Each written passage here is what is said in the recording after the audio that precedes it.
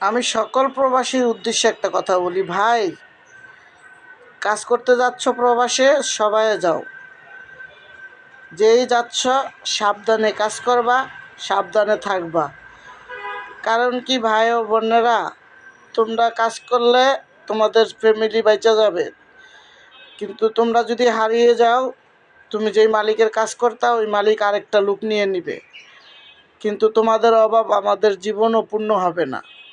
তাই বলছি, কাজ করবা, সাবধানে করবা, নিজের প্রতি খেয়াল রাখবা, নিজের প্রতি সম্মান রাখবা।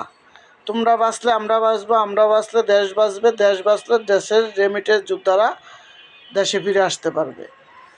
এরকম কাজ করো না যে তোমার মালিকে অনেক কিছু করতে যায় তোমার জীবনটাই হারাইলা।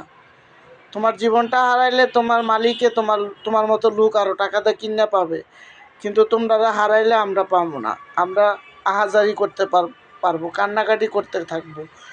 আমাদের এই সন্তানরা দেশের রেমিটেন্স যোদ্ধা, এই রেমিটেন্স যোদ্ধাদের জন্য দোয়া করি মাহে রমজানের উসিলায় আল্লাহ তাআলা যেন যারা কাজ নাই তাদেরকে আল্লাহ কাজ দেয়, আর যাদের কাজ আছে তারা যেন সহি সালামত ভালোভাবে কাজকর্ম কইরা দেশে রেমিটেন্স পাঠাইতে পারে।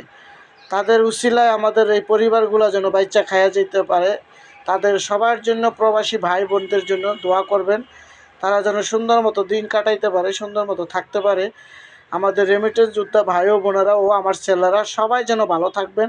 মাহে রমজানের শুভেচ্ছা রইল, ভালোবাসা রইল।